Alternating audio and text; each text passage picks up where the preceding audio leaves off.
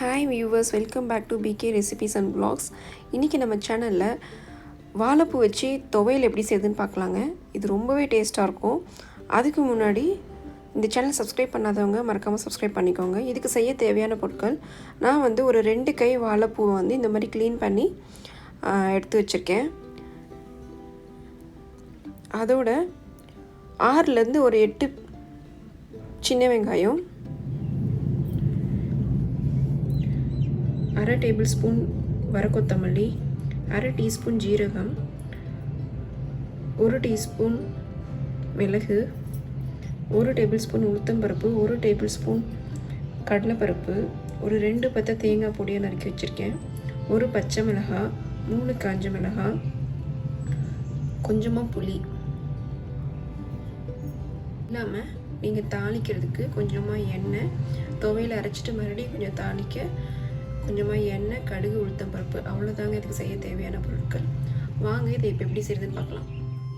ஒரு வாணலில் இல்லை ஒரு பேனில் 1 டேபிள் ஸ்பூன் கடலை எண்ணெய் ஊற்றி எண்ணெய் காஞ்சதும்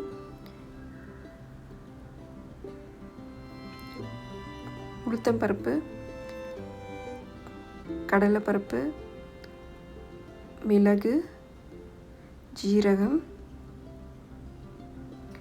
வரக்கொத்தமல்லி, இது எல்லாத்தையும் சேர்த்து நல்லா பொன்னிறமாக நம்ம வறுத்துக்கலாம். ஃபஸ்ட்டு வாழைப்பூ வந்து உடம்புக்கு ரொம்பவே நல்லதுங்க. நம்ம யூஸ்வலாக செய்கிற ரெசிபிக்கு வடை, கூட்டு, குழம்புன்ற பதில் இந்த மாதிரி துவையல் அரைச்சி பாருங்கள், ரொம்பவே நல்லாயிருக்கும். நம்ம சாதத்தோட சூடான சாதத்தில் சாப்பிடும் போதும் நல்லாயிருக்கும். ஈவன் டிஃபனுக்கு, இட்லி, தோசைக்குமே இது ரொம்ப நல்லாயிருக்கும். இதில் அவ்வளோ மருத்துவ குணம் இருக்குது உங்களுக்கு வாழைப்பூவில். கண்டிப்பாக இந்த மாதிரி ட்ரை பண்ணி பாருங்கள். இப்போ இது நல்லா பொன்னிறமாக வறுபட்டதும் அதில் காஞ்ச மிளகாவும் பச்சை மிளகாவும் சேர்த்து வதக்கிக்கலாம்.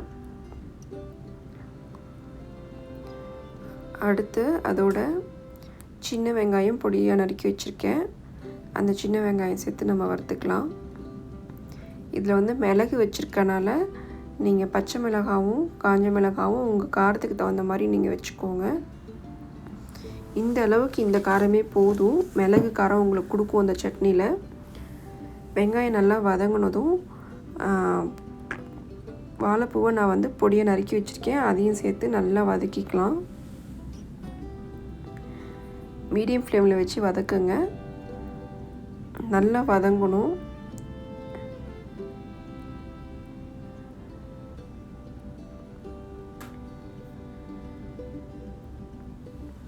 நல்லா வாழைப்பூ வெந்து வதங்குற மாதிரி நல்லா வெந்திருக்கணும் வாழைப்பூ உங்களுக்கு. அதனால் நல்லா வதக்கிக்கோங்க. கொஞ்சம் மீடியம் ஃப்ளேமில் வச்சுட்டு பொறுமையாக செய்யுங்க, ஹை ஃப்ளேமில் வச்சு செய்ய வேணாம்.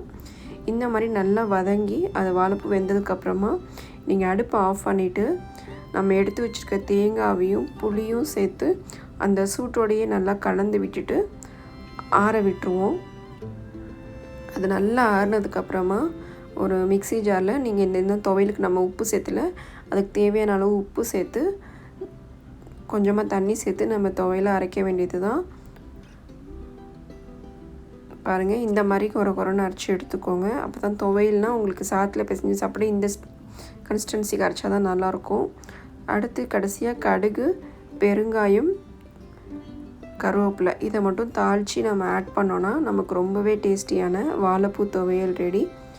கண்டிப்பாக இதை எல்லோரும் ட்ரை பண்ணி பாருங்கள். இது ரொம்பவே டேஸ்டியாகவும் இருக்கும், உடம்புக்கு ரொம்பவே நல்லது. இந்த வீடியோ உங்கள் எல்லாத்துக்கும் பிடிச்சிருக்கும்னு நினைக்கிறேன். என் வீடியோ லைக் பண்ணுங்கள், ஷேர் பண்ணுங்கள், சேனலை சப்ஸ்கிரைப் பண்ணுங்கள். தேங்க்ஸ் ஃபார் வாட்சிங்.